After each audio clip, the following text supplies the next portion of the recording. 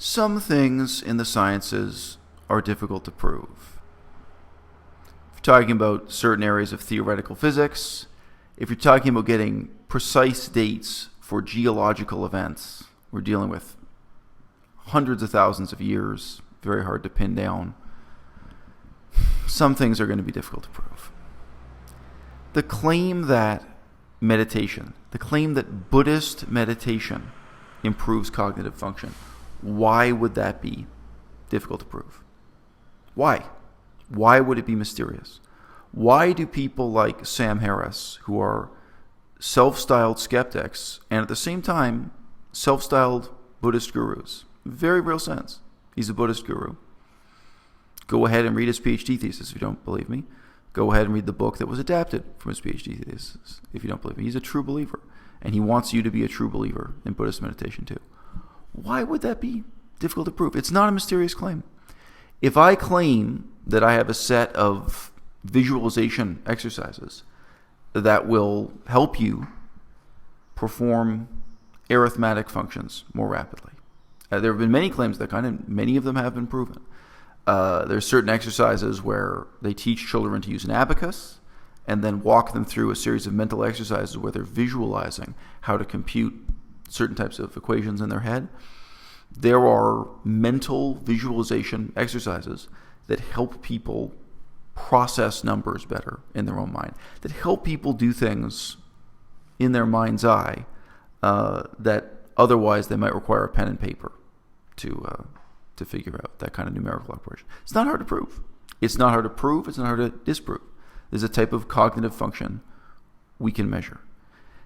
Why is it that for Sam Harris, a specialist in this field, someone who wrote his PhD thesis on this precise topic, why is it hard for Sam Harris to prove that Buddhist meditation improves cognitive function?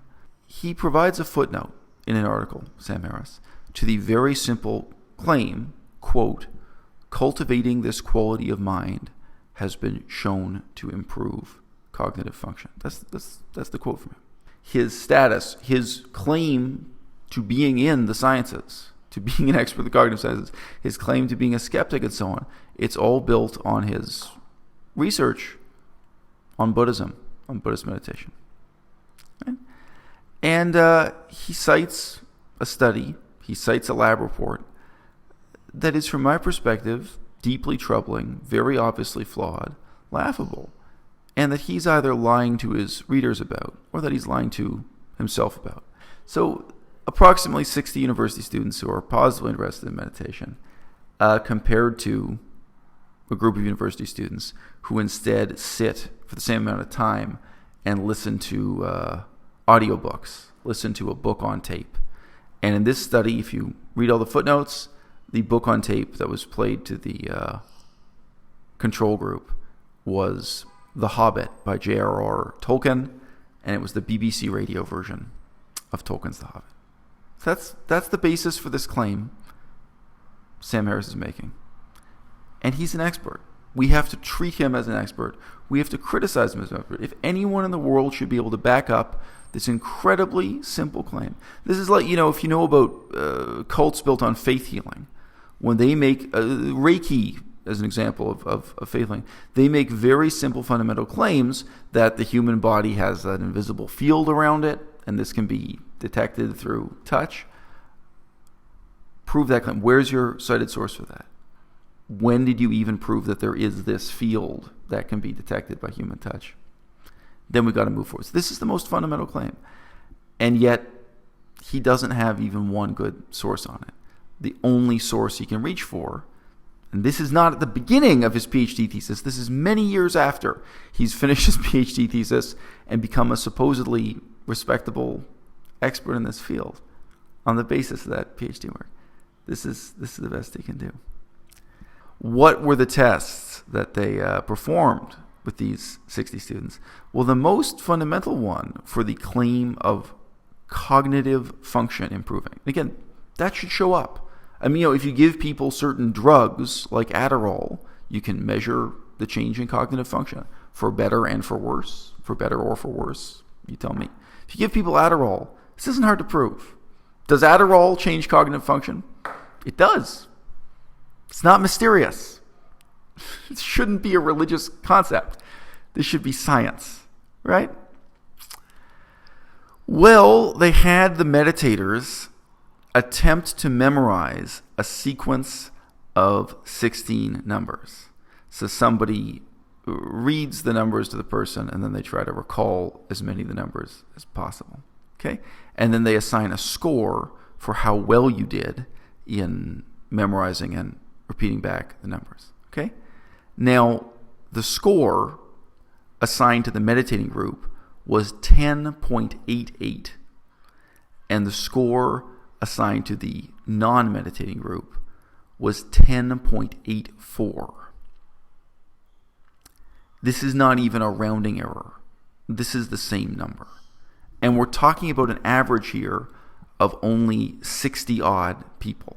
Okay, these are not such enormous numbers of people in the test that this could possibly be scientifically significant. So, statistically significant, nor scientifically significant. Now, there are many other avenues along which I have to criticize this. Why would the cognitive difference be in your ability to memorize and repeat back the score? However, there's a part B to this same test, which is that they then also measured the same sequence of numbers backwards. How good or bad were you at memorizing 16 numbers? This is referred to as the backward digit span.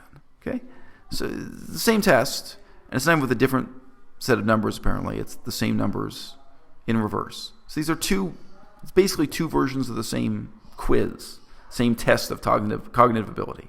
All right, if you believe this is a meaningful test of cognitive ability, and that one, the meditators did worse. So you have one test, you have two tests that are basically identical in terms of testing cognitive ability, and it's a tie between meditators and non-meditators in one. And in the second case, the scores were 6.58 versus 6.72. The people who didn't meditate had better cognitive function, if you believe this is a meaningful measure of cognitive function. Now, again, obvious question, is this a meaningful measure in general of cognitive function? Maybe it is for some things. Maybe if you're measuring how people have recovered brain function after a car accident, maybe this is an important, meaningful measure. I'm not going to say this has no significance in cognitive science field. There is some important research of that kind, the degree of mental functionality someone has after they've had a traumatic brain injury or something. Maybe their ability to memorize a sequence of 16 numbers, maybe that matters. But the type of cognitive function you're supposedly gaining through Buddhist meditation, why would this be meaningful? And if it is meaningful, Sam Harris, you're a charlatan. You cited this study as proof that Buddhist meditation improves cognitive function, and you're lying. Just read the study. Just read the study you cited as your source. It proves the opposite.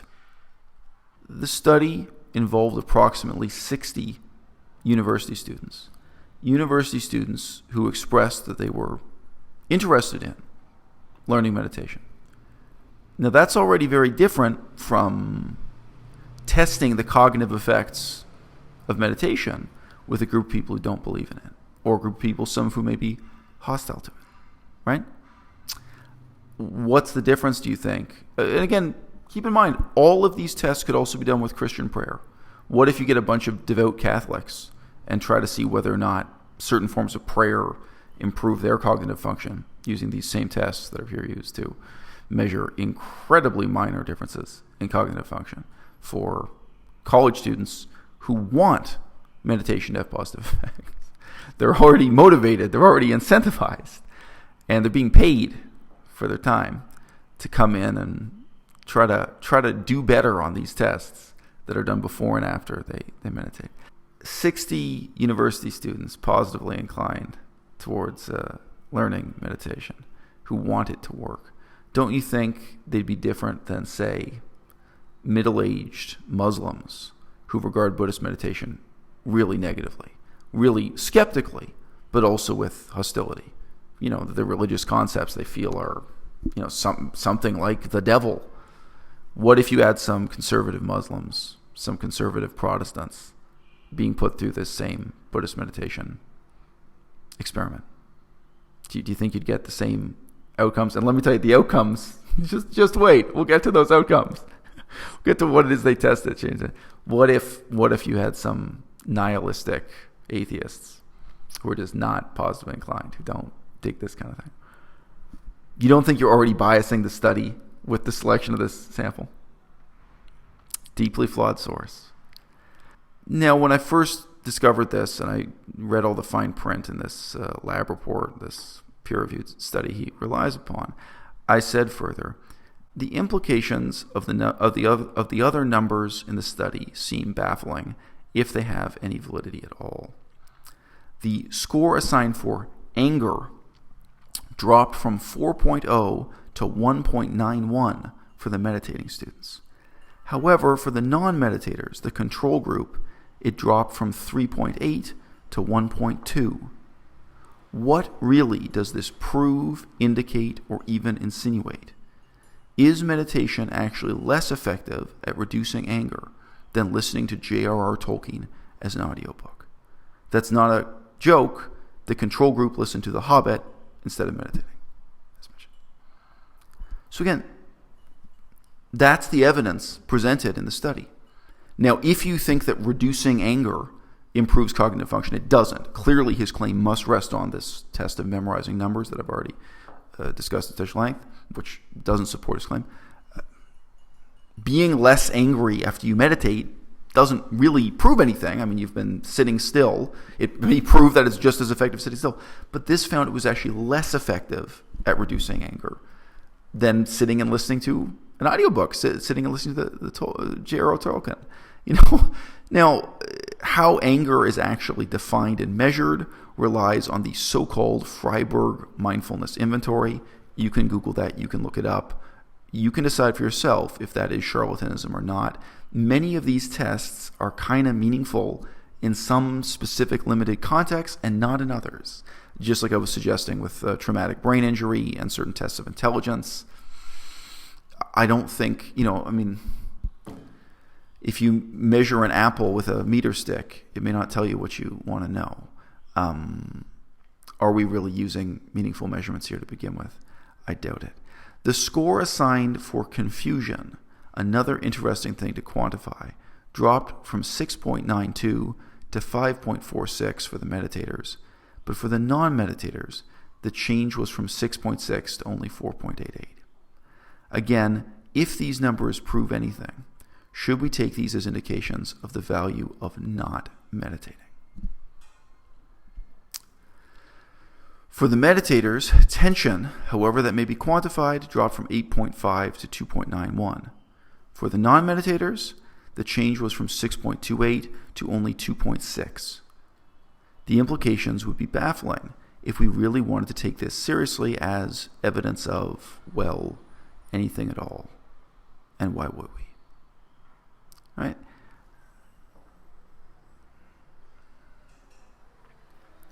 Even if all of these tests did support Sam Harris's claim that Buddhist meditation improves cognitive function, like if the scores, if the numbers I just quoted to you were very different from what they are, if they showed a stark improvement, a stark difference,